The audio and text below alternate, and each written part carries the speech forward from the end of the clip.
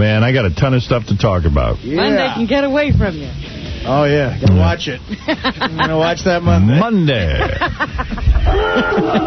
Big weekend, and certainly a lot to talk about. Got to take a break first. We'll get the show started. And, okay. I was about to start talking, but I'm holding back. Don't do it. Hold me back, Robin. Hold it. It's Monday. I got to talk, but the powers that be are holding me back. Don't. I can see you want to, but don't. It's nuts here. Pow. No, it's craziness. Hold him back. He's out of his mind. I was walking in this morning, and Ronnie, the limo driver, said to me, I don't know, I spoke to Scott over the weekend. He didn't mention NASCAR once, and I didn't bring it up, and he didn't bring it up. I go, he's not going. I know my Scott. He ain't going anywhere, and neither are you, pal. Is he going to wait till the very last day so we can't even give the tickets away? Oh, I hope not. It's so uncomfortable, too, because I know Ronnie wants to go real bad, and I turn to him and I go, listen, I'm sorry, man. You can't go unless he goes. It's only a bit if we tie you two together. Yeah. You might as well tell us now that you can't go so we can give it away to someone. I'm going. Oh, you are? Yeah. Okay. Wow. All right. I'm going. Ooh. All right, you're going. Okay, good. Okay, I'm glad. Is it uncomfortable? No. Lord help us. Let's all pray. He doesn't look confident. Is your wife alive? She's locked in the basement. You say you're going, but I don't think your wife's alive. She's locked in the trunk of the bowling, smoking. Is that how he's getting to go? She's fine. She's in the bowling car. Rolling around in the back of the car. All right, good. I'm glad to hear you're going. I want you to have a good time. Thank you. So Ronnie can actually make plans and pack his bag? It's up to him. Oh. Can you really go? Yes. All right. I mean, can he go for the weekend, or is it just like run in on Sunday and run out? No. Whatever. You know. Yeah. Whatever. You know. Fine. The new relaxed Scott. Everything's fine. Everything's fine at home. Okay, good. All right. That's all I want to know is whether or not you were going. Mm-hmm. Of course I can go. I'm the master of my own domain. How many sweatshirts does he have? I don't know. Every day's a different big baggy sweatshirt. I like it when he wears the one that says, like, you know, Beverly Hills Polo. You know? Yeah. Nothing sadder. Tommy Hilfiger. That's about 10 years ago. When Tommy Hilfiger designed that designer shirt, he didn't picture that guy wearing it. Right. You know? Just know that was the furthest thing from his mind. But it is being worn. Beverly Hills Polo. I work in a meat locker back there. So. I know. I buy an assortment of sweats. I do. One for every day. Yacht Club. How many pairs of jeans do you own? It seems like it's the same pair every day. They're not the same. They're the same brand. Not the same pair. He's like Einstein. Einstein decided to take all the guesswork out of dressing. He bought the same outfit. I make it easy. You know what? Can I tell you something? That's what all the Did he really? do. Einstein did that? Yeah, he had a whole closet I didn't full know of that. the same outfit. Nothing difficult. That's men in general. I mean, because I'll tell you something. If I find something I like, I'm like, fine. If it's a good shirt, I'm like black, green, and red. Give me three. Yeah. Because it's just too hard to... Yeah. Yeah, but Einstein didn't even change the color. I find comfortable jeans. I buy like 5 pair. Yeah, I'm the same way. I tend to do that myself. I'm like, Levi's are good. Give me half a dozen. Yeah. So we found the one thing Scott has in common with Einstein. There you go. You know, Einstein and I shared a similar attitude about our wardrobes. I figured it out. I'm no genius. So how many pairs of those jeans do you have? Why not? 4 or 5. Because you seem to wear the same pair of pants every day, so you have the same jeans. Identical. But you're saying, instead of just washing the one pair, you bought 4. Yeah, well, I don't wear the same, pants every day. But it's the same look. Same look. I get that look. You know? I just keep rotating my sweatshirts. Right. He's like Run DMC. It's a white T-shirt and a half, but the same every day. Yeah. Hey, did you watch 60 Minutes last night? Yeah, I didn't see I missed the one good story. The John Nash Yo, so- Yeah. That was really Howard, I just got to tell you, the guy's completely like wacky, although he's acting normal now. But Anyway, let's pick this conversation up when we get the break. We wound up talking. That's right. I knew it. Pow! It's Monday. I'm not supposed to... I'll get to your phone calls and everything, but first, these words. Anyway, before we got so rudely interrupted, you guys were talking about 60 Minutes. I said, I got to tune in 60 Minutes and watch that crazy guy from Beautiful Mind, John Nash. Yeah. And then I forgot. I was watching the world's worst movie on DVD that someone sent me. what was it? that? It's called O. Have you seen it? Is that the one It's with... based on Othello, right? Right, I saw that. It was Julia Stiles and some black guy. And a white guy. And a white guy, and the black guy is a basketball player, and all the white kids are jealous of him. And Yeah, some kind of preppy school, right, or something? yeah, I didn't believe a bit of it. And, I don't know, all the white kids were conspiring against the black kid because he was getting Julia Stiles. Well, the one girl is jealous because the guy she's in love with is in love with Julia, so she's, stealing scarves and all kinds of... Oh, it's so disturbing. I just turned it off, and by the time I got to 60 Minutes, and I went, all right, they always save the best story for last. I didn't miss anything. I'll see John Nash, but he was the first story. Right, sometimes they top it. Why don't you TiVo 60 Minutes? I just, you know what, I don't TiVo everything, because then I just have this huge pile of things to watch. Well, you know, I TiVo it. I go to every week. I go to the first that opening bit. And if I don't like it, I erase it. Don't scold me, all right? No, I'm just. I don't want to TiVo 60 Minutes. I'm making it easier for you. I TiVo what I want to TiVo. What's your problem? Yeah. It's a personal TiVo, not a work TiVo. Yeah, excuse me. Sorry, my TiVo's for Buffy. Yeah. Sorry, I had to TiVo Dawson's Creek. Imagine how badly I would get yelled at if tomorrow you came in and Dawson's Creek was knocked off because 60 Minutes was That's on. right. They erased it for 60 minutes. I actually have too many conflicts on my TiVo. Don't you go? Sorry. What? Sorry, I didn't replace 60 Minutes for Felicity. Did you feel embarrassed when you see your conflicts? Yeah. This taping of Felicity might knock away Dawson's Creek. Yeah, Felicity interferes with Smallville. Oh, my God. So, so I forgot to watch it, and I was bummed out because I wanted to see it because, it seems that because the Oscar is going to go to A Beautiful Mind, that some of the other studios, this is the accusation, some of the other movie studios have been bad-mouthing the crazy guy, saying he's anti-Semitic. He blurted out anti-Jewish things when he was crazy.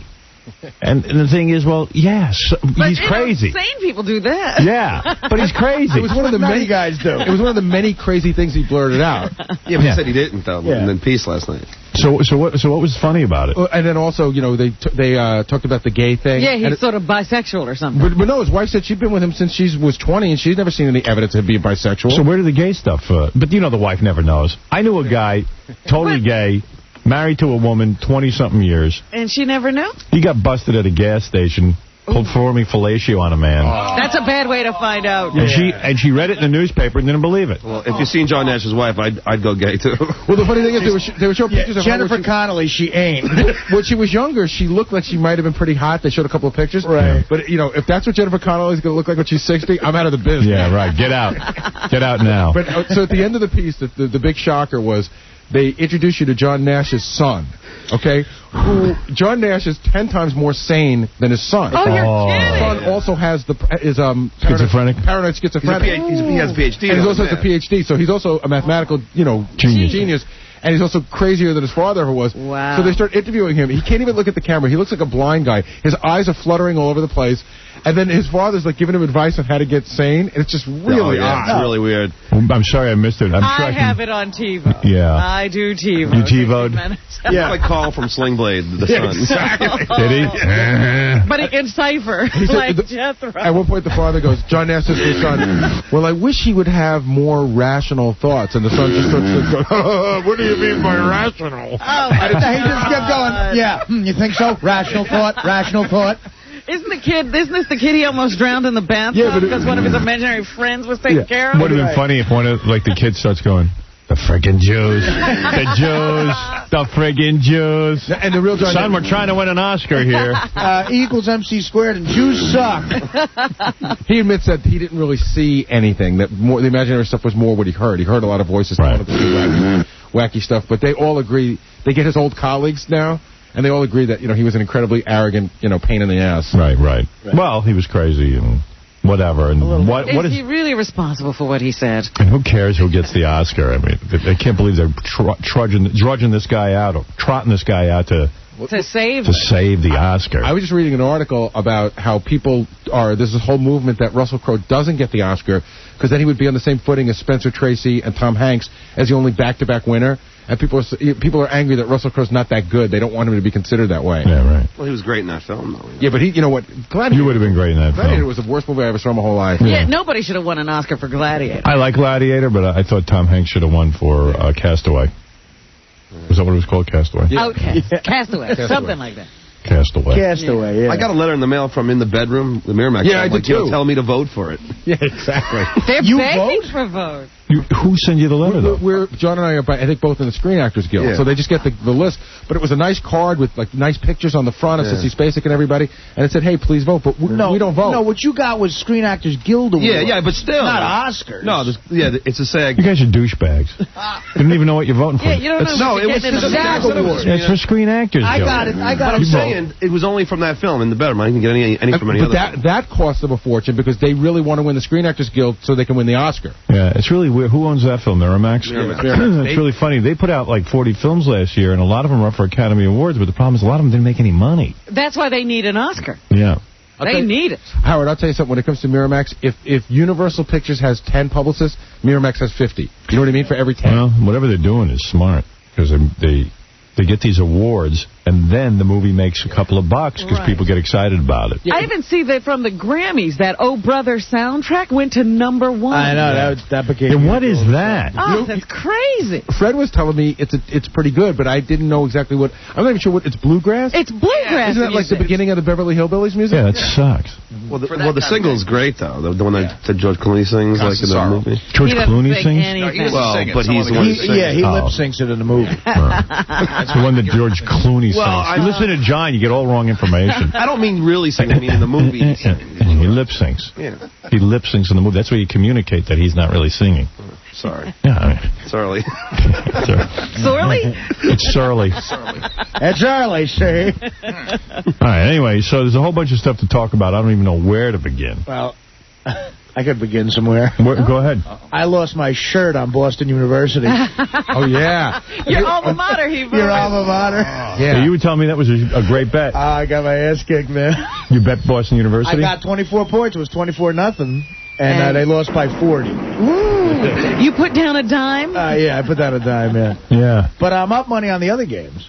It was a dumb bet because they were playing a team. They were outmatched. But I thought, look, 24 points. But can't they hang in there for 24 points? But you know what? You should have talked to me because BU's athletic department is the worst. I wanted inside information from you. Yeah, it's just nobody cares about basketball there. Right. The only thing they ever cared about when I was a student was the hockey team, and I think they abandoned that. No, football was big. It's BU? No way. BC. I'm sorry. BC, not Boston BU. College was the bigger one. Yeah. BU doesn't put any money into their athletic program. Well. So don't bet on them. That's a good bet not to bet. They had for years concentrated on this hockey thing, even went out and recruited players and the whole deal, and it was some sort of big thing about hockey, and I don't think it did them any good. Right. When did college hockey get on? College hockey. College hockey's big in southern New England, Rhode Island. Yeah, it's a big deal. Brown has a big, program. But it doesn't get you anywhere. It doesn't get you anywhere. It doesn't get you. You see. Yeah, it's not. They don't have March Madness for hockey. It doesn't get the alumni to contribute. That's what we were talking last week about lacrosse. Like lacrosse, people love that sport. Once you play it in college, you're done. There's nothing to do with it. What they do is they can get the alumni to donate. Like, and they'll say, hey, you know what? Why don't you come up for the big football weekend? Right. Homecoming. So they used to invite all the alumni to the hockey weekend, and no one showed up. Was that a hint that they should spend their money elsewhere? Yeah. So I think they gave up that whole notion of the athletic program, and rightly so. Try to get into football or basketball, some of the biggies, huh? Yeah, it's disturbing what these colleges have to do to jump through hoops to get these guys to play college ball for them and give them cars and crap. And you know what? You're better off without it. And you know what? Concentrate on making a good college. Forget teach some people some stuff. I think college athletics, it's a seamy business. It is. Can I talk about? I want to talk about somebody. There's this black coach who coached at Arizona. Was it Arizona University, Artie? Yeah. The guy. So he went around saying that the college was racist and everything, and he was all sick of them. So then he was going to quit, and then he begged him to take him back his comments and everything. Yeah. He apologized. So the guy's been there, I don't know, from 1990 to 1998. Take a guess at what percentage of his basketball players he has graduated. 2%. 4. None. 0. Oh, wow. I gave him 2. None of them graduated. How do you have 8 years of college? And he's saying that the university exploits black kids. He's got nothing but black kids on his team and doesn't graduate any of them. And that's pretty common for, there's schools that are like, that are really big and they've graduated 2% in 10 years or 1% or none. How many went pro? I have no idea. That'd be interesting. See, that would be the better statistic. Are they at least getting into the at least they're getting work out of it. How many are bouncers at strip clubs? 100%. 100%. Yeah. So, anyway, I'll start by telling you my weekend. I don't know what you did, Robin, but I was busy. I was a busy boy. Friday night, I was with my daughter. Wait a minute. You got your cast cut. How's that? Oh, please. I'm driving the doctor. Now it's fine. I drove the doctor crazy. I realized I'm neurotic. What's your third and final cast? This is the third and final cast. Okay, you're going to stop at 3. Yeah. You know what happened? First cast I got was perfect. But I never had a cast on my hand before. And in my mind, it was too perfect. It was too loose or something. It was too good. It wasn't bothering I was like, wow, I can do everything I want. It's too loose. So I said to the doctor, you want to check this? They all check it. They go, you know what? We listen to the patient. I go, wait a second. if I'm you're insane. Not comfortable. Yeah, I go, I am comfortable. I'm telling you, I think I'm too comfortable. They go, yeah, it does seem like it's a little loose. Okay, we'll change it. They saw the thing off. And that's a whole thing, you know. And then they put on a new one. It was tighter. As soon as I got the tighter one, I went, oh, my God, I made the biggest mistake. My thumb is throbbing. My thumb is throbbing. So I call the doctor. I go, listen, I feel like an idiot. I go back down on Friday. They saw the whole thing off again. And they gave me this new cast. Now, I'll tell you how crazy I get. What? They give me the new one. And all of a sudden, I'm going, oh, my God, it's fine around my thumb, but it's tight around my wrist, and I can't get any blood into my hand. Oh, my God. I'm going to have to. And then I said to myself, wait a second. Is it the cast that's wrong, or is it me that's wrong? I said, this is what I do. This is the whole Sarno thing. You know, this is what I do. I create problems. So I just relaxed with it. I said, you know what? Who cares? I went out. I went for a run. I did the whole thing. And it was fine. Yeah, I'm crazy. I tried to tell you. Well, we know I'm crazy. What would it have taken for you to pick up the phone on Saturday and say, Doc, I need another cast? Oh, not much. I was almost there. And I'll tell you how crazy I am. It's like, if I started blurting out, if they made a movie of my life and I blurt out a few anti-Semitic things... Don't take it personally. Yeah, don't take it personally. Crazy. Because I'm crazy. Yeah. I understand that guy. You're on John Nash's wavelength. You know exactly what's going on. I am so neurotic about everything in my life. That's why life becomes painful for me. I take things, if my kids are upset, I take it too seriously. But the thing is, you are a you go beyond control freak. No, they need they need to coin a new word for you. I am a control freak. Ladies and gentlemen, I'm going to stand up and announce it right now. You need to go to Control Freaks Anonymous. Is that because as a child and a teenager, your parents had all the control? Yes. No. Oh, sorry, Robin. Not. Robin's in control. And why is it, Robin? Why is it? I'm just crazy. Well, could it be a combination of the two, Robin? You know what I think? I think your cast is too loose. You know, I had a conversation with Ozzy Osbourne this weekend, which I'll tell you all about. What was that like? How did that happen? But Ozzy, you know, Ozzy was talking about when he goes to a psychiatrist. Oh, my goodness. They just hand him pills. They will not talk to him. And he goes, the doctor said, you are so crazy. So Ozzy sat down and demanded to know what was wrong with him. He goes, I told the doctor, I demand you tell me what's wrong with me. And Sharon goes, the doctor said he was multi-layered. Too many problems. So many problems that he says it would take him over an hour to explain to him what's wrong with him. Take this book. You've got everything in it. There are volumes written on Ozzy, so they just medicate him. Oh, rather than deal with them. Well, you're not that bad. No. But I've said to my psychiatrist, I said, give me an evaluation. It's been 3 years now. Tell me what's wrong with me. Mm-hmm. And he won't do it. He doesn't want to devastate you. Right. I want to know. All I want to know from my psychiatrist is where I stand. You're a mess. In other words, am I his worst patient? I do it. It's in comparison to everybody else. Where I want to know. The scale. Yeah, I kind of want to be the best one. Don't you want to know if you have personally made progress rather than comparing yourself to others? I know I've made progress. Yes. Because you know what, 3 years ago, you would have had 7 casts. Right. Oh, forget it. They would have had to hospitalize him. You know what I'm saying about Robin, why am I a control freak? Why am I? No, Maybe you can help me. I really believe you have a chemical imbalance in your brain. There's nothing, don't get into this, my mother, my father. There's something wrong. You think they're fine? There's something wrong with me. I don't know that they're fine, but you can't deal with things.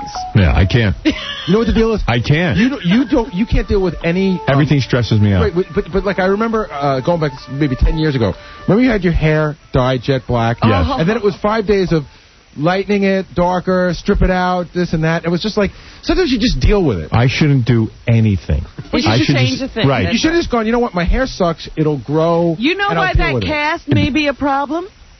He didn't do it. Yeah, Right. I need to do it. can't put your own- I can do it better than the He doctor. can't let somebody else do it. Right. I can't let anyone even take care of me.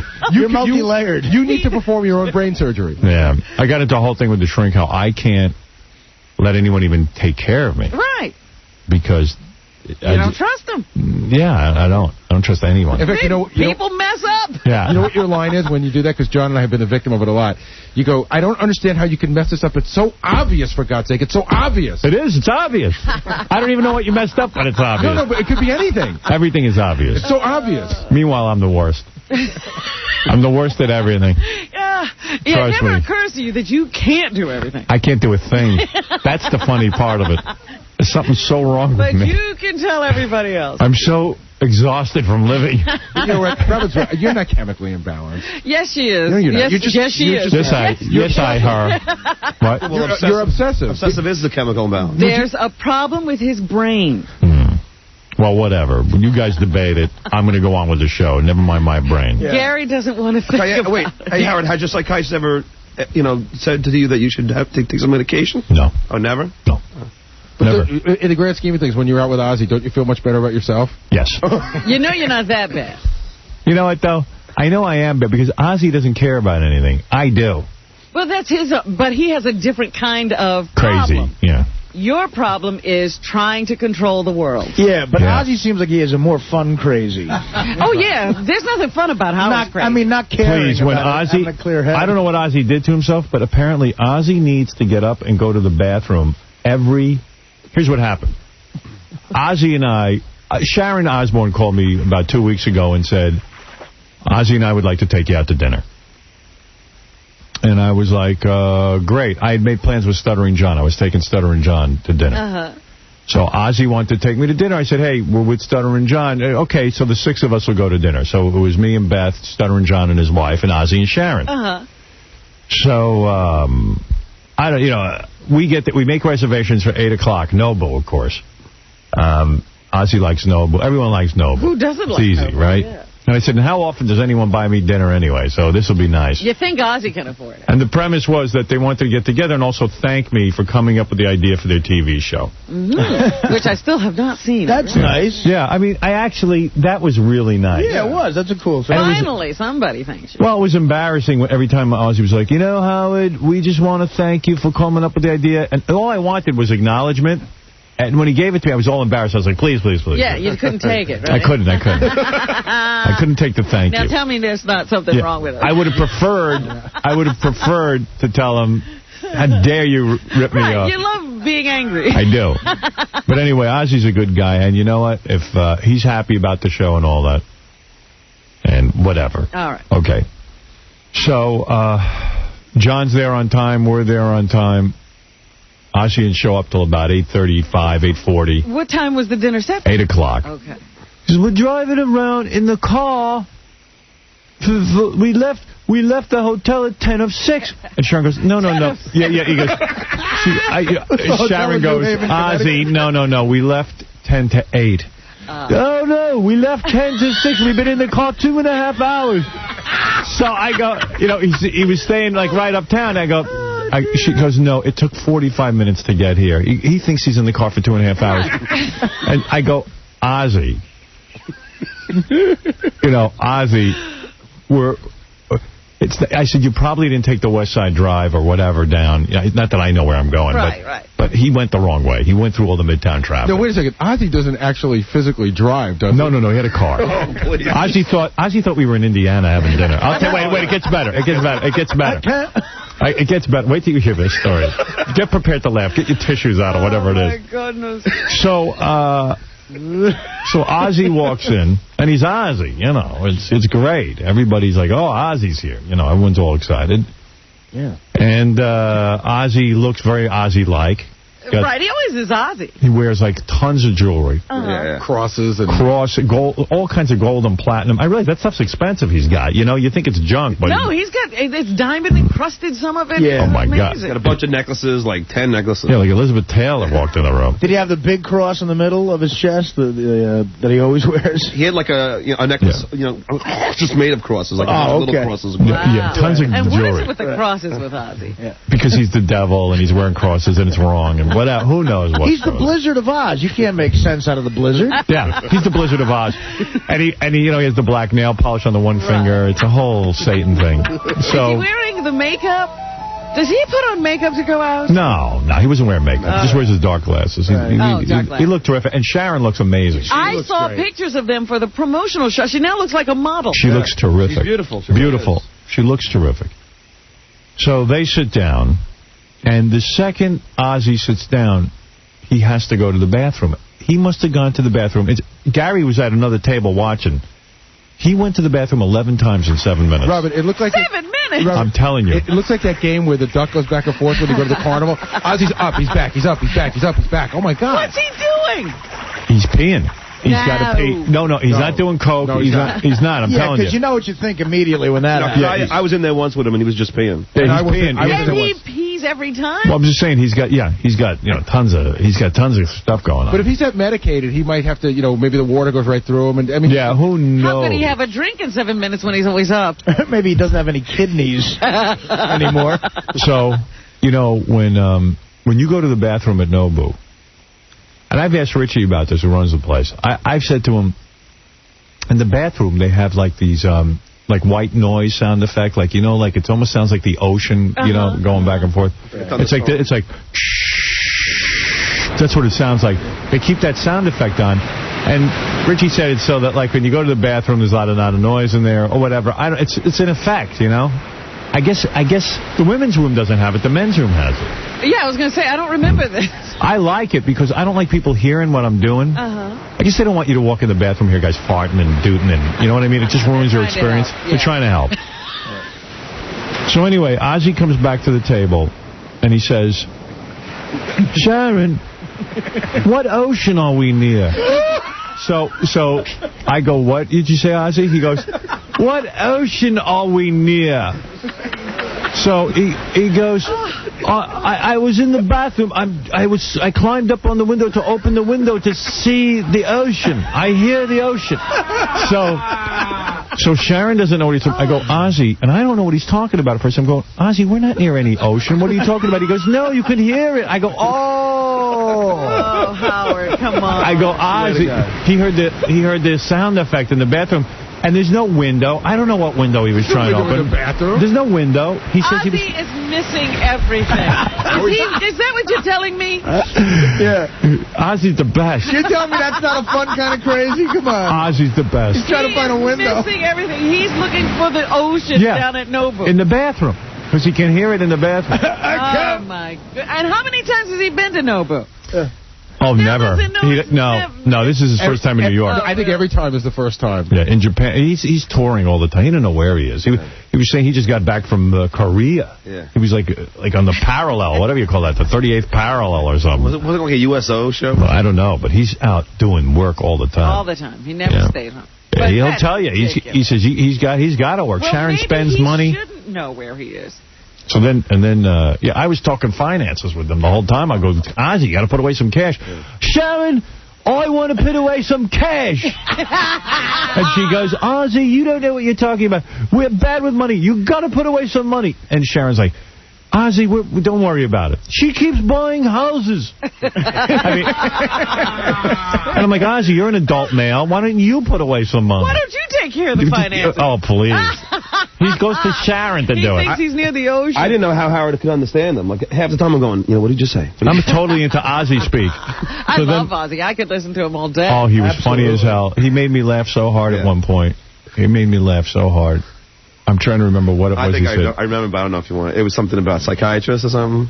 What was the key word there that he said? He was paying for psychiatrists. I don't know. I don't know. He had a million stories. You should record the conversation. My dinner... See, here's another TV show, but I'm going to give it away now.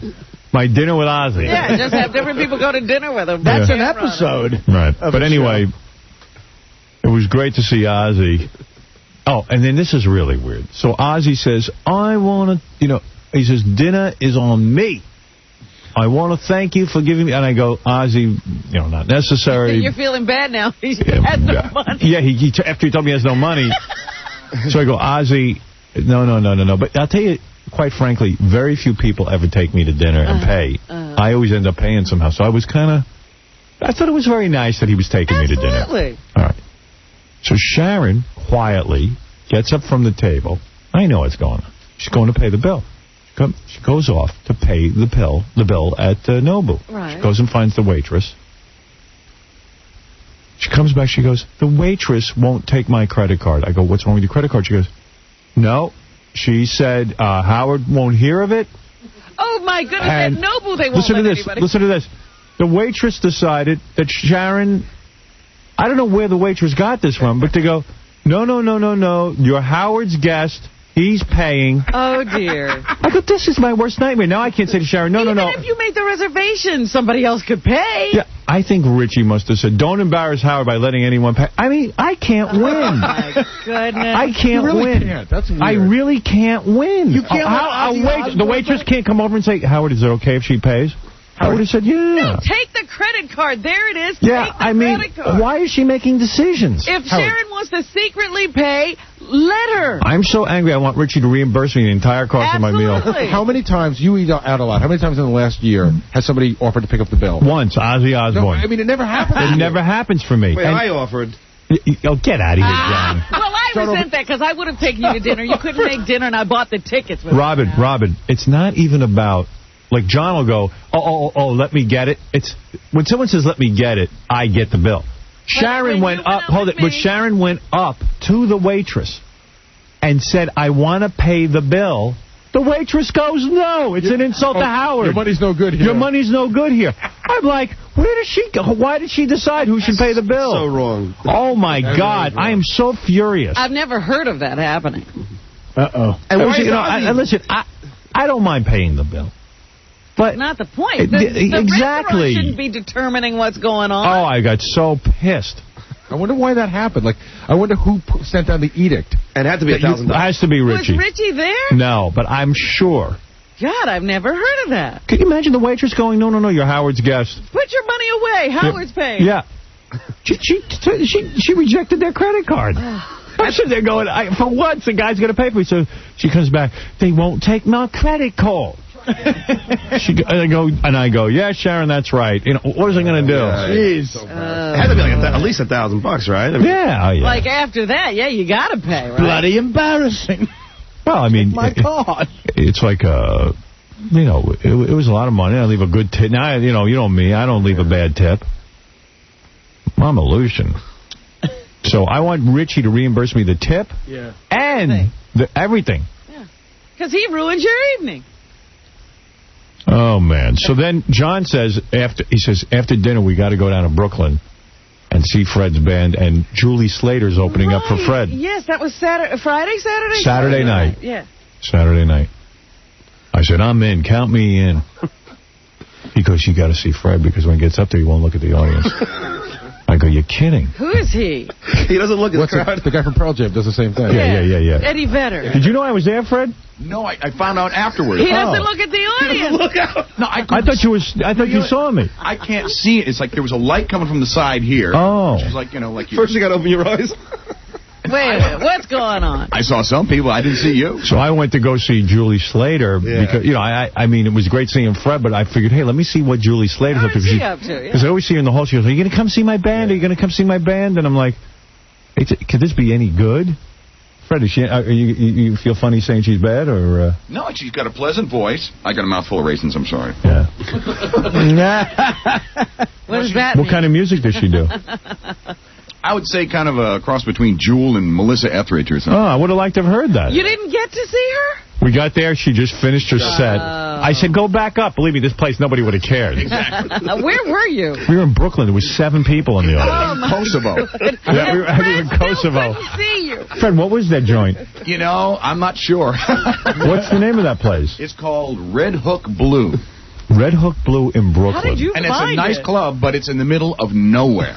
It's in the middle of nowhere. How did you find it? Well, the driver got on the phone. I couldn't find goodness. it. Find it. I It was would actually never know right where outside that- the Battery Tunnel, wasn't it? Really? Yeah. It was quick. We got there fast. I have never heard of this place. A lot of people. You're kidding. Gary said the best line. Gary said it sounded a lot better than it would be. You're like, Howard's like, come on, let's go over. I was like, nah, I got to get back up to Connecticut. And then today I said to John, it sounded like a better idea than it actually was. Yeah, kind of like Randy Gerber having a party bus. Exactly. Right. Exactly. Yeah, and now at the next table at Noble, while I'm having my dinner with Ozzy, is Gary, because he's having a birthday party. Oh.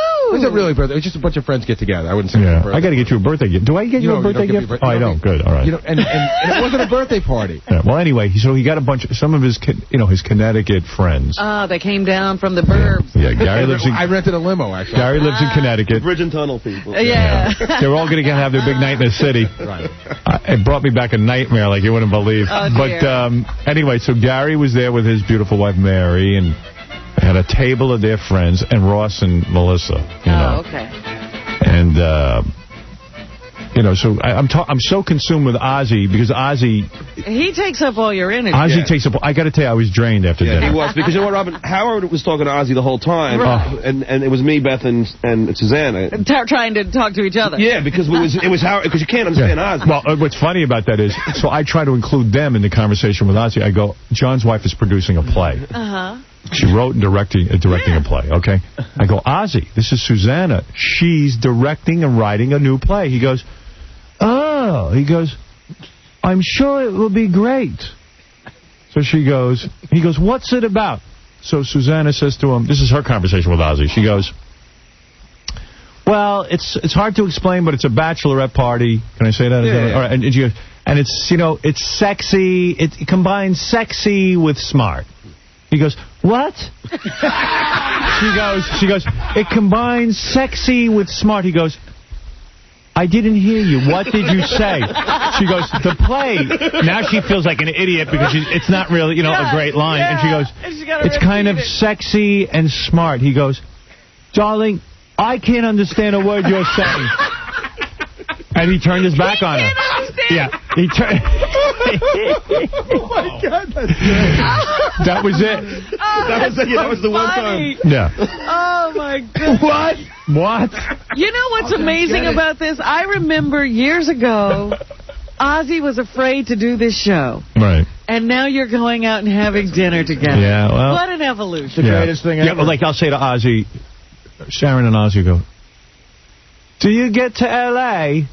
And I'll go, yeah, how do you like it? How do you find it? I said, I like L.A., I don't, everyone always says, I start getting philosophical when people ask me a question. I go, everyone always says, people in L.A. are laid back. I can only hang out with New Yorkers. I go, people are the same everywhere. Who cares, How do you like living in New York, in Manhattan? I go, I love it. Ozzy turns to Sharon and goes, we have to get an apartment in New York. So Sharon's like, what? He goes, I want to get an apartment in New York. I want to... Wasn't he just screaming she keeps buying houses? Yeah. Oh, Robin, it was one of the funniest things I can remember ever doing. Yeah, that was the greatest. Is there like any money management, or just Ozzy just blurt stuff out and then they go do it. They just, I don't know. So I need a Mercedes. Wasn't he telling a story how he threw like a log through a neighbor's window? Yeah, for the TV show next week. That's what he's doing. Oh my goodness. It's sexy and smart. Yeah. I'm smart and sexy. What? Ozzy is the best. Darling, I couldn't understand. Ozzy's the best, man. It's just unreal. Blizzard of Oz. He's the Blizzard. He's the Blizzard of Oz. Blizzard of Oz, man. So, That's why you love him. So anyway, so Gary's at the next table eating with his friends, the Yenta friends from Connecticut. And Gary comes over, we're talking, and he's talking with Ozzy and talking with Beth and John, and Ross comes over. I said, I get up to go to the bathroom. I said, let me go over and say hi to all of Gary's friends and entertain them a little bit, talk to them, whatever. Because Gary's my boy. I don't want to, It was very nice. Right. So nice. I come over to the table. I stand right next to Gary, and I say to all his friends, hey, how's everyone doing? As soon as I say, hey, how's everyone doing? One of his friends starts snapping pictures. I mean, light bulbs are going off in my face. God. Like flashes. And I go, What the hell? It really is the bridge and tunnel. It crowd. is. So I just They walked. never get out. I walked away from the table. And then I went to the bathroom and I came back. I just stayed away from the I was like, man, these people are nuts. So That is so rude. I sit down and I said to Beth, a really weird thing happened. You know, and she goes, did Gary say anything to the guy? I go, no. I said, Gary's my boy. Usually would say something. I said, but I think he's buddy. I think he's really drunk. He didn't know what's going on. So I said, I mean, it was like wacky. Connecticut paparazzi. So much for saying hello to Gary. Yeah, but Gary came in today and brought me the picture of the negative. And the negative. Yeah. You know what? I said something, like, at first I was sort of stunned by it, so then I went over to the guy. What happened after I went to the bathroom? I said, what are you doing? And he said, you know what, man? He goes, the guy wasn't like, oh, it was no big deal. He was immediately apologetic. He's like, I don't know, I saw Howard, I got excited. Yeah, he got excited. It was like a knee-jerk reaction. So yesterday he called me and he said, can you please come over? And he's like, here's a negative, here's the picture. I'm so sorry. Yeah, I felt kind of dumb. I was standing there talking. You did the right thing. Even my wife was like, wow, it was so cool that Howard was going to come over to say hello to everyone, and then he got scared away. Yeah, I wanted to talk to all the gang and say hi to them. I never met Gary's friends. And plus it was like... But then I was like, oh, yeah. Yeah, this is why. Yeah, they take a picture of me like I'm a zoo animal. They must think like Gary's God, you know? Gary must be an honor. Yeah. So then, so we split from there. Ozzy went back to the hotel. Ozzy really is a family man. Their kids were coming in from L.A. or something. One of their kids, and they wanted to he went back to the hotel to be with the kid. Yeah. So we went to Brooklyn to find Fred, and you went to see your kid. Yeah. I hadn't seen Fred. So Fred, he jams with his band in Brooklyn. I miss Julie Slater. Funny-looking band. They were great. They did a great job. Did they? Yeah, they don't. Fred's a really great guitar player. But you didn't get to hang with them there, like you walked in and walked out? No, I saw like about 5 or 6 songs. Beth was working the next morning. She had to work on Sunday. So it was like... So you didn't have a chance to say hello to Fred? Especially beautiful. I got to tell you. You know what? I didn't tell anybody that you were going to be at the restaurant. Right. So on the way up, a lot of people in the car were asking about, Beth, she's on the cover of this magazine. What does she look like? I haven't seen the magazine. How old is she? How old is Howard? So, Beth is one of those people that if you don't know her and you haven't seen her, if you just hear the situation, women want to dislike her. You know what I mean? They won't say bad things, but it's like, he's with the young girl and everything. She came over to the table to say hello. There was dead silence, and it was just like the women were just like, my God, she's beautiful and she's nice. It was like there was nothing. You can't say anything bad. She's about a nice person. They were just like stunned. Gary hangs out with good friends. They like bad mouth and bad. No, they take a picture of you. No, they weren't bad mouth. They were just saying, that's weird that the age difference. But nobody was bad mouth. But they were just like in stunned silence when they saw her. Yeah. It's like, let me get her picture. And the guys, I think the guys were sort of like, yeah, see? I love that hat. Like, see what could happen? She's wearing a hat? Yeah. Cowboy hat. A leopard skin cowboy hat. That's my favorite thing she wears. Yeah, it's cool. You know what? I like it. The funny thing about a chick with a hat is you got to be damn good looking to pull that off. If you're ugly, it's going to look stupid. Yeah, it doesn't look right. Yeah. No, you might look like a cowboy. Yeah. Ozzy's so funny, too, because we're sitting at the table, and in walks this table of guys, and they got 2... I don't know if they were strippers or what, but they were like stripper hot chicks, like blondes, who walked in. They were decked out with big boobs and the whole thing. So Ozzy's now fixated on the table. And Sharon sees it. So, and Ozzy yells out to him, I want to join you. So the guys at the table are like, yeah, Ozzy. Yeah, he goes, I want to be with you. Sharon's like, shut up, Ozzy. I mean, did you see that table? No. I didn't see it either. John did. That's so funny. Did you see Smoking Joe Frazier? So Joe Frazier was there. There's a whole night at Nobu. Yeah. So the waiter comes over. Joe Frazier would like to say hello to you. I said, tell him to come on over. So Joe comes over, you hug him, he's a great guy, I go, Joe, what are you doing? He goes, hey, well, some fish, fish. Is he from the same place as Ozzy? Yeah. I swear to God. Who's easy to understand? Fish. You know what's funny, Howard? And like all you hear is the word fish. Right, that's the only word you can make out. Joe's going to eat, Ozzy you don't understand, and Joe you don't understand. Those are 2 contestants for our families for most incoherent guests. I know. They're always always competing. But Joe travels with about 7 young white guys, like who are all like, I guess, managers. You know what? That's his marketing group. Yeah, your marketing group. I can tell you, it's the principal and his assistants. Yeah, and they don't leave. Once Joe comes over and says hello for 2 seconds, then you're stuck with the marketing group. They're called interpreters. And they start talking about stuff you don't even know what they're talking about. All the marketing. Yeah, they're like, hey, Howard, how's your hand? And I go, get out of here. Leave me alone. You're driving me nuts. The guys were relentless that he was with. Did Joe come over and ask Joe just is like polite. Hey, man, how you doing? Great seeing you. Goodbye. Then you're stuck with his people. His people who are, I guess, sick of hanging with Joe. They want to hang with anybody. Well, they couldn't understand him either. I know. Joe came over and said, what ocean are we near? Yeah. You know what's weird, though, about Joe? Is Joe's like the president. Like, once a guy's been president, you have to call him president forever. Yeah, Joe was always champ. But he's always champ in, like, 1971. Yeah, he's champing at the bit. Hey, champ. Yeah. I got no problem with calling Joe Frazier champ. Me neither. Yeah, he is like a champ. general, He's a good guy. always. Yeah, it's like, President Clinton's always President Clinton. Right. Mr. President. Some titles you don't lose. I'd love to see Joe Frazier debate Ozzy. Oh, that would be amazing. Well, we got to set that up. You got to work that out, man.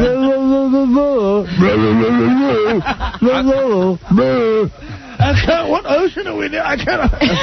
You know, they might understand each other just fine. What ocean are we near? Joe, what ocean is it? You know what my favorite part about that story is? The price for you to create a TV show for somebody is you have to try to buy you dinner at Nobu. Yeah. You got any ideas for me? Too much. Wow. Yeah. You didn't even buy what he still has to thank you for creating the show. I wish we could get that waitress on the phone to find out what she was That's the weirdest story of the night. I don't know. It was weird. Your money's no good here. Your money's no good. I won't take your credit card. And I'm like, oh, great. I finally had someone paying for dinner. Hey, I got to take a break. We talked for 45 minutes, but don't go away. There's so much more. That's a great story. We're starting a really big contest I today. feel like I was there. We got a big contest for a Dodge 2002 Durango, courtesy of Yonkers. We're giving away a car? Courtesy of Yonkers Avenue Dodge, the largest Dodge car and caravan dealer in the world. You can go to YonkersAvenueDodge.com to win other great prizes, and I'll tell you how you can get in on this. All right. But first, I must. It's so good. There it is. I got to take a break. Well, people who worship, somebody once said, can you name aside from Artie, but can you name like the last, 10 World Series winners? Can you name the last 10 people who won the Olympics? Can you name the last 10 people who won the Best Actor Award, the Academy Awards? And the answer to all that is no, but when you name the 5 most influential people in your life, chances are the 5 big moments in your life, it's just some ordinary person who touched you in some way. You know what I mean? So it's like your hero should be, people who worship the sort of the celebrity or the famous person or the, I don't know. What are you saying? The person they can't touch. The heroes in your lives are the people that take the time to actually But that's help not you. how people usually see it. Well, I'm telling you how to see it. I'm a smart guy. Take it from me. He's a little mental. Giving you some philosophy. Something you can't handle.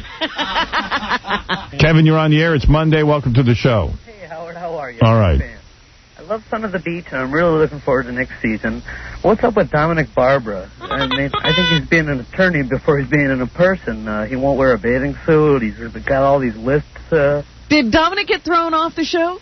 I don't know what's going on with that. I'm not on top of that situation, but they made an offer for Dominic to play Porcelain B. Day's lawyer on the show for an episode, and he had so many demands. I told him, just don't even do it with him, please. You're giving him the chance of a lifetime. Well, please. He's just being a pain in the ass. I don't even care if he does it. I prefer he didn't do it, quite frankly. JT, hi. Hello? Hey, JT, you're on the air. Hey, Howard. I have a question about Nobu's from Saturday night. I was there with a friend of mine for a private party at the to-go place, and we saw you and Beth go in, and it was just me and 2 other people. We asked kindly if we could take a picture. You didn't acknowledge our existence. And then I went up to ask Beth if she saw my FHM magazine, and she didn't even acknowledge my existence. Now, I understand you're the king of all media, and you might not want to take pictures, and I know your thumb's broken so you couldn't sign anything, but what's up with that? First of all, I'm not there to take pictures with you. I was going out on a dinner. Well, I'm not going to stand on the street and line up for you to take... What am I, in a bar mitzvah? No, not at all. I wouldn't expect you. That's why I'm not like Gary's friend that just pulls out a camera. Let me ask you something. So if I say no, why can't you accept it? You didn't even say no. I said I'm not interested. It's not a personal appearance. And let me tell you something. You're a weird guy. I don't know if you know it, but you're odd. You remember this guy? Oh, yeah. You're odd. How old are you, by the way? I'm 27. You're 27. You hang out outside restaurants. I wasn't hanging out outside the restaurant. And you're a nudnik. I was there next door at nobody to go. You're a nudnik. You scare me. You scare me. Robin, you got to see this guy. Cover? Because you're like an automaton, whatever they call that, a robot. Approaching a person in a nice, polite way. Dude, take a look in the mirror at yourself. You're freaky. You're freakish. What are you doing walking around carrying a magazine? Oh, my God. He's walking around with magazines. There's a magazine store right next door to it. When we saw that you came there, I ran in and bought the cover. You aren't weird at all. A magazine store. Dude, you are a screwball to the nth degree. They should make a movie about you. You know Beautiful Mind? The Beautiful Mind 2 starring you. Yeah, starring. Get lost. What a cretin. You got to see this guy. This guy was insane. You would head for the hills. Can you imagine? He sees you, he's running to the magazine store, then he's running back. Oh, he was a mess. He was on a stakeout, this guy. So what magazine store is next to Noble? Right. I'm like, that doesn't even sound right. No, he was nuts. The scariest individual you'd ever see. And he doesn't know it. He doesn't know he's a weird guy. No. What's the matter with you? Don't you want to take pictures with me? No, not really. You scare me. You wacko. That's fine, but then I go to bed and she doesn't sign either. Now, what's up with that? I got a problem with that, Man, Howard. how did he get so much time with you? That's what I'm wondering. You should have been running. I didn't hear a word he said. I took one look at him and I was like, get out of here. Ooh. You know. Then I go over to Gary's table to say hi to all the folks there, and they start snapping away. They get weird. They were weird. Nice. Man. See, I'm out to dinner. Maybe I'll set up an autograph table in the corner. There you go. Nice. You'd be like Pete Rose. Step right up. Hey, Fred, you're on the air. $15 Hey, how you doing there, Scarecrow? Oh, come on, huh? How dare you? You know what? Not for nothing. I'm your biggest fan, and you've joined me on the street many times. Yeah, well, there are many people. And you've never called about it. Exactly. Well, how many? Listen, in all seriousness, if I was to sit and stop every time someone wanted to sit and talk, I would never get anywhere. Oh, please, come on. You turn your fans off. Oh, who cares? Who cares if I turn my fans off? What are you still doing there? What? Indirectly, you wouldn't be getting laid if it wasn't for us. Let me tell you something. I don't care if you think the only way I can get laid is because of you. If you're that narcissistic, you think I have to get laid because of you. You're insane. But why is he still there? He's still on the phone. He's still calling. He's still listening. If you're turning off the fans. I'm not turning off anybody. I'm very polite. I'm nice to people, but the guy was a weirdo. Oh, please. Get out. You're probably a weirdo, too. Yeah. And believe me, I'm a weirdo, all right? Let's all stay away from each other. Oh, goodness. So Friday night, with my daughter, I went to see a new movie that just made $47 million. Ice Age. How was that? It's fantastic. Fantastic? Yeah. You would recommend it even to an adult? Yeah. It was great. I mean, look, I know if you don't have a kid, there's no point. It's kind of stupid looking going into those movies. Yeah, it's just you feel like a dick. So I'm not going to recommend it if you don't have a kid in the sense that, I don't know what to tell you because I'm there with the kid, so I'm just happy. You feel all right. Yeah, I feel good. Yeah. But I took my, my daughter Ashley and her friend, another 9-year-old. And you enjoyed the movie as much as they did. I cried 3 times. Cried? I cried. It's a cartoon. I know. I cried at the cartoon. I swear to God, I cried. I cried like a frickin' baby. Oh, I wish I had been there. You were crying. Yep. Because I would have gone just to watch you cry. Excuse me, I have emotions. Excuse me for not knowing that. Big pussy. Robin, it's a great movie. I see exactly what he's talking about. There are so many parts that you could... John, did you cry? I didn't cry, but I know what a couple of parts that you're talking about. Did you boo-hoo, Howard, or just a little... No, a little. I was able to compose myself. I saw it, and I liked it, and I recommend it. Very, very good. The kids loved it. It starts out a tad slow. The kids were getting a little, antsy, so you got to bring some candy and shove it in their mouths. Get them busy for the first few minutes. Yeah, and then after that, it's smooth sailing. Ray Romano does a wonderful job as the... Oh, don't even say that. Yeah, he does. He does a wonderful job as the Monmouth. It's some sort woolly of mammoth. woolly mammoth. Mammoth. Yes, mammoth. John Leguizamo, who I don't always get, but he does a good job as the voice. And Dennis Leary does a voice, which was terrific. Really? Yeah. Dennis Leary's great in it. Very good. Very, very good. So in the beginning, just let him hang in there for it. Give him a little Vicodin and Swedish Fish. That's what I get. Mike gets. Well, in the paper today, a lot of adults are saying the reason, made $47 million or something its first weekend, breaking records. And so a lot of the adults are saying, well, I wanted to go to see the Star Wars trailer that was accompanying, because they announced that the Star Wars trailer for Attack of the Clones was going to be shown. This extended trailer was going to be shown during the Ice Age showing.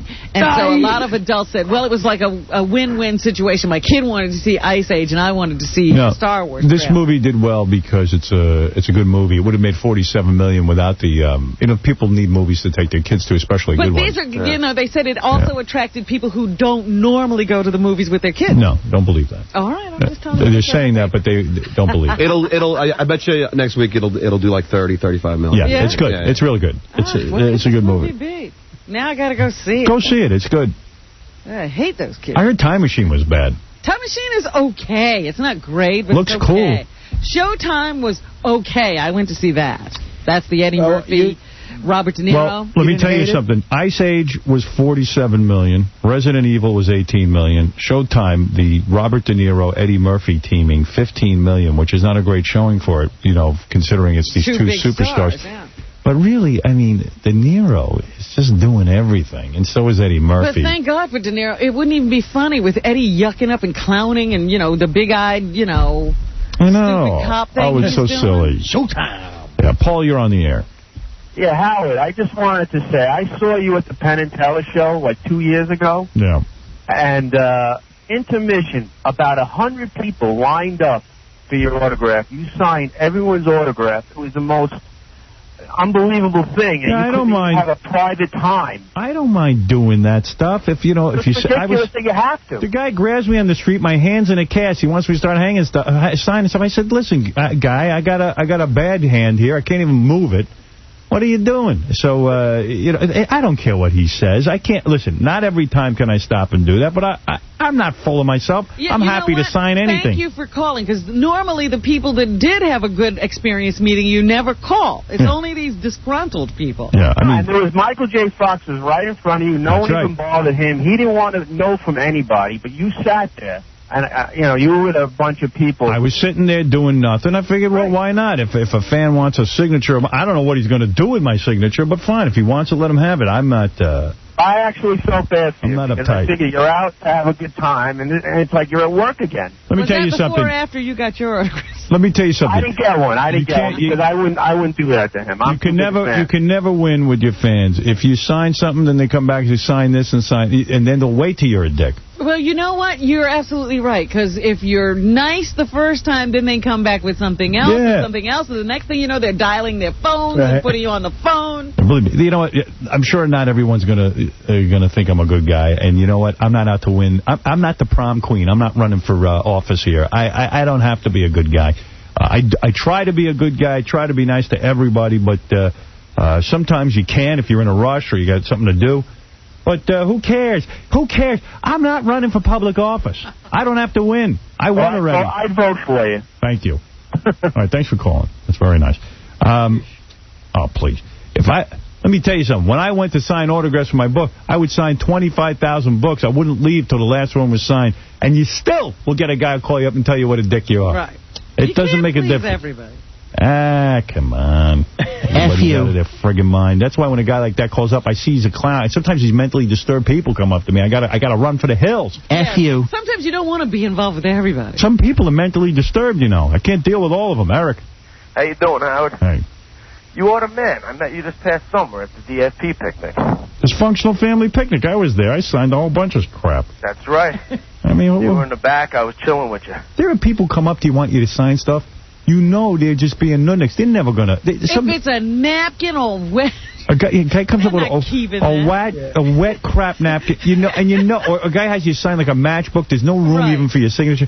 And you know what, Howard? It was like 95 degrees that day. Yeah. You could have been a total asshole. You could have been in a bad mood. Right. Yeah, but some people test me. They want to see.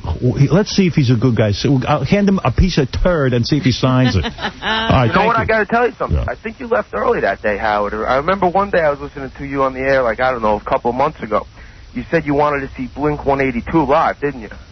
I don't remember. I'll tell you. Well, you mentioned that, but you know what? They played that day. Yeah. All right. So you've seen them. Okay, thank you. You're the man. By the way, these are the kind of guys you got to sit and deal with when you... This is what I'm telling you. Sometimes you got to understand. You got to head for the hills. That conversation went into the mentally deranged. Yeah. Well, you don't have any idea. Then the guy call up and tell you what a dick you are. Of course I'm a dick. You're mental. Everybody's a dick to you, aren't they? Well, they already have in their head that you suck. They've already made up their mind, and they're just going to prove it to themselves. Right. I'm laying in bed the other day. I'm moving on, Artie. I'm laying in bed the other day. Good for you. And I'm watching, this was Saturday, I'm watching the Discovery Channel. And all of a sudden comes on, they got films of the Ice Age and all the animals that lived in the Ice Age. After you've seen the movie Ice Age. Right. But I'm telling you, like, you watch those animal shows, the saber-toothed tigers in a fight with this and that. And then I said, what the hell is this? They got a show on Discovery Channel. I don't know how many they made. But they somehow, through computers, recreated what it must have looked like in the Ice Age. Uh-huh. And they made it like one of those animal shows. But you're seeing all the prehistoric animals. It's the best goddamn show I ever saw. Yeah, I saw them. They have these little promos running through their other shows, but I didn't know what they were talking about. You know what? Check it out. It's not for eggheads. It's cool stuff. Really? Do you love animal shows? I do. No, I hate them. Oh, I love them. And this guy, whoever this guy is on the Discovery Channel, I'll give him a free plug. Because that's the Discovery Channel's all animal shows. Like they had the woolly mammoth, and it's, they're showing you, and then they have the Neanderthal man attacking it and bringing one down. But I don't know the technology, but it looks like the real thing. Oh, it's like Jurassic Park. Yeah, it's great. What do you mean, like it's animated? It's animated, but it looks real. Oh, yeah? Computer generated. It don't look like a cartoon. It looks real. It's friggin' great. I'd watch that. I love those animals. Oh, it's great. Yeah. It's great. It's great stuff. So I sat down also to watch the Andy Richter show. Oh, did you? Because, I'm fascinated by this guy. I got to be honest with you. I'm fascinated with him. Andy Richter, I don't even know how he got on the Conan show. Where did he come from? I love the guy. I love when he comes on. He's a good guy. He's a nice guy. But he isn't really charismatic. You don't think you'd build a show around him? Is that what Exactly. If someone said to me, Andy Richter wants to do a show, I go, you're going to build a show around Andy Richter? So here the guy had a cush job. He was Conan O'Brien's sidekick. They're paying him a couple of mil or whatever. He was getting $500,000. He probably would have been up to about $2-3 million now. Mm-hmm. He had to sit on that couch and be on the Conan O'Brien show. They were happy with him. Nobody was saying leave. Nobody told him to leave. They were happy with him. He would have gotten a bump in his salary, the whole thing.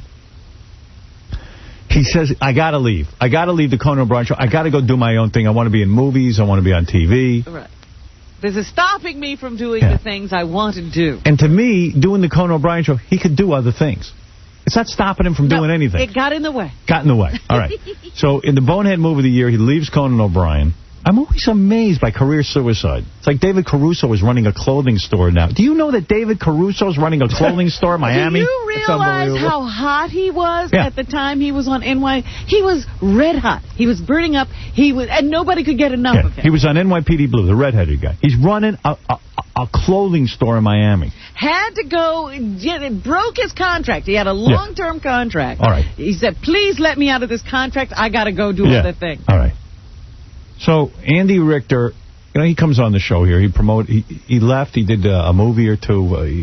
I only saw Scary Movie. Yeah, Scary Movie. It's a walk. I don't think he's on all the time. No, he just, in the opening thing. So they gave him his own show on Fox. I hate saying this, but I couldn't watch the friggin' thing. 10 minutes in, really? I was done. Oy vey. No good? And I like Andy a lot. He's a funny guy. He's a funny guy, but I never saw a show like this. I didn't see it. I don't know what it did in the ratings. Anybody know? No. I don't know. I haven't seen a thing. Maybe it didn't make a rating. I think Kramer's laughing at his rating. And I was saying to myself, what is this? This guy had a job. No one's satisfied with long time. Oh, it starts this Tuesday. Jeez. Okay. Well, you watch it. What do you mean it starts this Tuesday? I just got to know. It wasn't on yet. They gave me advance copy. Oh, Howard. Now you're killing him. Maybe it is good. Maybe it's good. God. You know what? I was in a bad mood. Right. I was in a bad mood. Can you hit the delay button on that? Yeah, I was in a bad mood.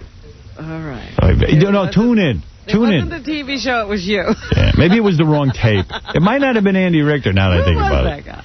I think it was Watching Ellie you were watching. I don't mean to badmouth the guy. I mean, he's a nice guy. Before the show comes on. Nah. I'll tell you what's the greatest movie, though. I'm laying in bed. Because all I do is lay in bed now with this thumb. You can't do anything anyway. You can't type. You can't do nothing. And that movie came on again. The Tao of Steve, it's called. You love that is good. You? Oy vey, is that good. That's great. I couldn't sit through it. Oy, yay. Especially for me. Imagine me, a fat guy, watching it. It's great. It's like your hero. It's about a fat guy who's good at getting laid, but he knows how to do it, and he's into the Tao of Steve. That means that all Steves are cool. Steve McQueen, Steve Austin, Steve Garrett, all of them. And because of that, he's cool. His name is Steve. No, he's not Steve. He's not Steve. He just believes in the Tao of Steve, how to be cool. He believes Steve. He knows how to play women. But he falls in love, and the fact is, she catches on that he's a player, and he's trying to prove he's not. It's just a good, solid movie. The guy's funny as hell in it. Yeah, he's really good. What's the guy's name? I love that guy. Donnell Logue. Donnell Logue is the guy. Funny guy. I can't sit through that movie. Some weird radio crap happened on... do I have to take a break? Yeah. Okay. Yeah. All right. When I come back, remind me weird radio crap. Okay. And then we're going to give away that 2002 Dodge Durango. We're going to give you a shot at winning it. I'll explain the whole thing to you in a minute. From our good friends at Yonkers Avenue Dodge. Gary did an appearance over at Yonkers Avenue Dodge over the weekend. So it didn't go well. Like 15 people showed up. Oh. But, hey, listen. He said, when a lot of people show up, if someone there is an a-hole, Baba Booey. One of the people online is an a-hole, you just throw him off the line. He says, when 15 people show up, you got to put up with everyone. He says, this big fat guy comes up. He goes, let me get a shot of those teeth. He's pulling it. You know what? Teeth would have been a kind word. He goes, hey, let me get a shot of those giant choppers. The choppers. I hate that word, by the way. Choppers. Those giant choppers. And then you have to indulge that guy. You want to keep him around. Yeah, so you can't get rid of him because you only got 15 people. Then you're happy to see anybody. What am I supposed to say? Listen, move along. There's people behind you. So now the guy's standing 2 feet away from me with one of those telephoto lenses that goes in and out. He's practically touching my teeth. There's a hot chick from K-Rock. She's standing next to me. Now she thinks I'm a moron. Now, who's that chick? I don't know. You know what? I feel really bad. I don't know her name. No. She's the cute girl they send out in the van. That's her job. Does she work here? She's part of the street team. Street team. Yeah, she's really cute. Every guy that comes up hits on her, and she's nice enough to them to make them feel good, but, nobody ever leaves with her number. What does she wear? Belly shirt? No, she wears like a K-Rock T-shirt that's cut and torn, and, she just knows, I don't know her. You know how girls like that just know what to do? She's like one of them. She knows how to cut it. Does she pull up in like a goofy K-Rock van? Oh, of course, yeah. I don't know what we're driving this week, but it used to be a van. Now it's like a it looks like a mini pickup truck or something. Does it have K-Rock written all over it? All over it. It's so tacky. That's the van you get if you're a sponsor and you have a Gary appearance. You drive the driving billboard. And what's in the van? Anything or just bumper stickers? You know what, man? I was going in our parking garage. I guess what's the name of that radio station? Mega 97? Yeah. They must be in our building. No, they're down the block, but they park here. They got a Volkswagen Bug with Mega 97 written all over it. It is the tackiest friggin' thing. I mean, I'm embarrassed to be in radio. It's the worst. It's also the worst colors I've ever seen. Purple and green and teal. What is a Mega 97? It's a Spanish station where these two guys in the morning do exactly what you do, but it's in Spanish, so the FCC doesn't know what they're saying. Yeah, and they create all those. Remember the people who were protesting us across the street? Oh, I see. That's who that is. Oh. No. I mean, not only they rip us off, they get Hispanics to turn on us. Yes. Those bastards. La Mega. Yeah. La Mega LED. Oh, is that what that is? God damn, that's a tacky car. I go, man, our van looks... I know, I see that every once in a while coming out of the garage. Have you ever run into the crazy cab? For the K-Rock's crazy cab? I've seen that, too. What's that? It's like a car that's painted like a cab. Is it for crazy cab? Yeah. Crazy cab. For crazy cabbie. It's the crazy cab. Does he show up in it? I don't know, because he says he doesn't want to be crazy anymore, so I wasn't sure. These cars seem to come and go. Like, you have it for a couple of months, and then it's on to the next one. So anyway, Gary goes over to Yonkers Avenue Dodge to the appearance. Like 15 guys show up. And one of the guys is, big fat guy who's going to take pictures of his choppers. But Gary said that this guy is wild over at Yonkers Avenue Dodge. He's got a setup. He built a kingdom out there in the middle of Yonkers. He's got a movie theater in there. 60-seat movie theater. In the car dealership. Yeah, in the car dealership. 60-seat movie theater, a 50s diner, an arcade, a child care room. There's 2 rooms. Child care room. Yeah. You could go hang out there all day. Yeah, he wants to get you to buy I said to John, I often just drop my kids off there and say I want a car, and then I leave them. They have a water slide for the summer? No. But he's got the Arizona room. He's got it's got sounds from Arizona, and it's got cactus trees and everything in it. Oh, you shouldn't take Ozzy over there. And but here's the funniest thing. What's he up to with all that? I mean, why a movie? I'm coming to buy a car. What do I need kind all of that? movies is he running? Well, mostly he had Nickelodeon on Saturday. He tries to keep G-rated movies, but I guess if you're there with your kids and you're trying to sell somebody a car and the kids are running all over the place, you say, hey, go watch Nickelodeon, go watch Rugrats. I mean, your kids How can't. long does it take to buy a car? First of all, it takes a long time to buy a car. It really does. You go, you look at it, maybe you take a test drive. But you want to look around, and then some people can't leave their kids with babysitters. They got a gentleman's club in there? Yeah, they should. That's how to get you, huh? And you know what the other cool thing is? So the guy's last name begins with a Z. He's the Z-Man. Right. So he's got a big, giant Z tattoo on his shoulder. Nice. The Z-Man. A good guy. Well, people should have come just to see the dealership. You didn't make a big deal about that. I love the fact that they have the rooms where you can watch your car get service on it. There's 2 rooms that have windows to where it's getting worked on.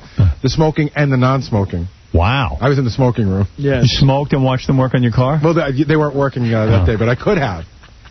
Can you get a vacation package to Yonkers? Oh, dear. Where are you going this year? I'm going to Yonkers Avenue Dodge. Really? How unusual. Where is Yonkers? Well, Yonkers. Yeah, they got a whole movie theater there. I watch movies in the morning. I watch cars get worked on in the smoking room. And then I eat at the diner. Then I go to the diner, and then at night The kids love it. Yeah, at night we watch movies again. It's like Thailand. Yeah. And Robin, the diner is as nice as if you went to a diner that wasn't at a car dealership. It's nicer. Wow. It's unbelievable. Jukebox. Do you pay for your meal, or is it free? Again, I don't know. I didn't eat there. What's he up to, this guy? He must move a lot of cars. And also, the other thing is, he must spend a lot of money advertising because there's Yankee and Met stuff all over the place. When I'm saying, his name on the scoreboard, I saw one picture, he's on the field in a uniform. Really? Yeah. He gets to play. I don't know. He gets to throw out the first ball. His name's everywhere. But I saw Z-Man. The Z-Man's in uniform at Yankee Stadium. He's playing third on opening day. All right, I got to take a break, and when we come back, we'll tell you how you can get in on the Dodge Caravan. Yeah, 2002 Durango. But first, so the guy who is the president of the radio division, Fareed, Yes. he left the company. It was like some big deal that he was leaving the company, but no, as far as I could tell, I don't know what he did anyway. But, I mean, Fareed's a nice guy. I know Fareed 15 years here or whatever. I don't know. Fareed's been around a long time. I got nothing against the guy, but I never could figure out what the hell he was doing. So, I guess a couple of times I had goofed on Fareed on the air because his name's Fareed, and I was always like, I'm going to run the radio. And he's got an accent. Run the radio division. Oh, don't. So they had a going away party for Fareed Friday, for the company, and Mel was there, and Sumner Redstone, all the big guys in the company. I get a call 4:30 in the afternoon. The party's at 6 o'clock Friday. I get a call Friday at 4:30 in the afternoon. Same with me. Saying, you're invited to Fareed's going away party. Oops, we forgot. Yeah. So I was like, well, how am I supposed to go? My daughter? I didn't know about this in advance, and I have plans with my daughter. Like you don't need to plan out your life. Yeah. So I thought it was funny. So then they announced over the weekend that this guy, John Sykes, is taking over Fareed's job, which was weird to me because Sykes is the guy who ran VH1, and he's done a good job. He basically figured out, no one used to watch VH1 at all. Yeah, all of a sudden it's an okay station. So now he's got, a couple of people watching it because he does those programs where they, find out what happened to Danny Bonaducci. And Behind the Music. Yeah. Behind the Music is great. Those are real good, So he's got some long-form programs that actually made him a blip on the cable scene. Some people are watching it. It's not just the Melissa Etheridge videos. Right, the videos they don't play on MTV. So Sykes, I guess, was running VH1, And now they're letting him run the radio division. He has 0 experience in radio, evidently. Well, so did Fareed. Yeah. So it shows you how unimportant the job is. And so Tom, over the weekend, called my machine. He's like, Howard, please call me. I don't know if you know the news, but John Sykes is running the radio division. I think we need to talk about this. And yeah, really? Yeah, you need to talk about it? Yeah, so I didn't call him back. What would he have said? Who knows? You should have called him. No, I can't. You know what? I have him all week. I don't need him on the weekend with his... I want to know what he would have said. Why do you need I know to what he would have said. He would go, Howard, I just want you to know... Tom knows less about it than I do. But he feels like he has to inform me of changes within the company because that's his job as general manager. But what does it mean to you? Yeah. Nothing. Does John have a funny accent we could goof on? Yeah. Is he going to give you some material? I don't even want to see John Sykes' friggin' face. I mean, really. I mean, I could care less. That's my input. Fareed says, now that I'm the president of the radio division, what should I do? Stay away from me. Yeah. That's what I told him. And he was like, what do you mean I'm the president? I go, I don't care if you're the goddamn chancellor. I have ideas for bits. I do like dial and date. Wait. So Mel said, Fareed, just stay away from him. Yeah, so Tom was going to give you the big phone call to inform me what this might mean. Media conglomerate Viacom Inc. Friday named John Sykes chief executive of the Infinity Radio Unit, replacing Fareed Suleiman, who left the company. You know what this means? So, in this company, they can't even find anybody new to run anything. It's the same 3 guys. It's Sykes and Les Moonves and another guy, and they just keep giving him more and more responsibility. Everybody gets more and more responsibility. Because is Sykes going to continue to run whatever else he was running? Oh, yeah. Oh, you're kidding. Yeah, he'll run everything. Like, why develop new talent? Oh, my goodness. We get Mo, Larry, and Curly. Mel's running. You know what this means? Mel's running everything. Because Sykes going to just sit and worry about Mel? Sykes, 46. He's younger than me. He's my boss. That's the first time that's happened. Yeah, see? Things are changing. No, things do change. When your boss... I always I felt sad for guys who, older guys, and their boss is a younger guy. Right. Well, here you go. It's happened. Well, he's not, years younger. No, he's 46, though. He was previously president. Maybe he is giving up. No, I think he's doing both now. He was previously president of Viacom's cable channels, VH1 and CMT, Country Music Channel. Oh, my. He will report to Viacom's president, Mel Karmazin. Oh, that'll be fun. So is he giving up that other stuff? Here's my impression of John Sykes reporting to Mel Karmazin. Mel, please. We're going to get revenues up. I had no idea. I had no idea. I never ran a radio division before. That's John Sykes reporting to Mel. If you want to be the president, you're responsible for sales. But Mel, you don't understand. There's a recession. Oh, a recession. So maybe we should have a recession on your paycheck. Oh. But Mel, I come from programming. I make long form programming. Well, maybe you should make a long form presentation to our sponsors. But. That's gonna be John Sykes' life for the next 20 years. Well, he must be ready for it. I would have stayed at VH1. Yeah. Judy McGrath, whoever that is, 49. Thank God she's older than me. Nice to put her age in the paper. Judy McGrath was promoted to the post of president of the MTV Networks Music Group with responsibility for all the company's cable channels. Oh, so Sykes isn't even with VH1. So she's taking over his job. She reports to Tom Freston, chief executive of MTV Networks. Look at all the executives. My God. How many people does it take? Which houses most of Viacom's cable properties. Oy vey. Sykes, bad move, dude. Really? Nothing to do over here. Mel's going to be up your ass. You had to do a couple specials about what Journey's doing now. Come on. We'll be doing behind the music. Yeah, cushy job. I couldn't take it anymore. I went. Now you're going, Sykes. I can't report back. The revenues are down. Where is Fareed going? Fareed's going to a good company. In fact, we're on a lot of his radio stations. Is that right? He's starting a clothing store with that guy from NYPD. But it's a small radio company compared to Infinity. I don't know. Why is he doing that? He wants to prove that he's something without Mel. Yeah. And like Mel said, Fareed's nothing without me. Did he say that? Yeah, told me that in private. God. Because Fareed's pretty much Done. history. Yeah. Never to be heard from again. Yeah. Oh, well. I can always open a magazine stand. I sell Slurpees. In the magazine business. I get a Slurpee. Yes, I have 2 words. Breakfast burrito. We are on the distribution end of the magazine business. We have several stands. Any profit in lotto tickets. What do you need? Anyway, Fareed's a good dude. He'll do well. Fareed will do well. Fareed's got a good business mind. Yes, he does. I don't know about Sykes. I don't know what kind of mind he's got. But, hey, God bless him. Good luck answering a Mel. You're going to have your ass handed to you. Your life is going to be very different, dude. If he had a nice life, he just ruined it. Yeah, just ruined it. Probably had a lot of time with family. He just ruined it. I wonder what Tom would have had to add to all this. I wonder what Tom would have told me. Hey, let's ask Tom. Yeah, where is he? Hey, Tom, what would you have... why do you have to call me? What would you have told me? Guess he's I'm getting Tom down now. Yeah.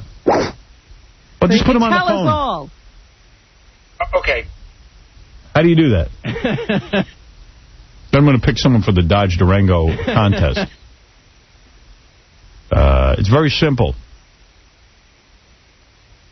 What is it? What? All right, it should be on line 3. Oh, hey. Hey, Tom? We don't have to do this over the phone. I can come down. That's all right. We didn't want to wait for you to come down. Then once you come down, you never leave. I wasn't going to tell you anything other. I just wanted to make sure you knew the news. That's all. Oh, I mean, because you made it seem like... Well, No. You said, call me back. We must talk. No. Tom would have been... Because Tom gets real serious when these changes go down. Yeah. I don't know if you know it, but Fareed has resigned. And I go, well, Tom, what does that mean? I don't know. Because he's all serious, like there's something big brewing, you know? And then Tom goes, I'll go, what does it mean that John, what does it mean within the company that John Sykes, I'm not really sure. I don't know. Well, one thing, I mean, he is, I think you're wrong, and he's not going to be at the VH1 anymore. He's going to be exclusively at radio. Yeah, I just read that. We figured that out on our own, Tom. Yeah, we don't need you. So, how bad is his life going to become answering to Mel during a recession? It'll be nothing but a joy. You ever get mad that you're passed over for everything in this company? You know what? I'm so in love with working with you. Why would I want to do anything But seriously, I mean, there's been like all kinds of movement within the company. You're the general manager of their flagship station. Mel's companies have grown so much. And yet your responsibilities continue to dwindle. Yes. Does that ever say anything to you? Does it say anything to me? No. No. All right. It may, but if it does, I'm not listening. Tom's a good guy, though. Thanks, Tom. All right. Yeah. So, he doesn't know this John Sykes, does he? Someone was telling me all the other general managers in the chain laugh at Tom and his decisions because the way he just runs things. It's not funny. It's not funny to us. It's funny to them. Funny. What are they laughing about? It's kind of funny. Sir and John told me that. I said, I believe it.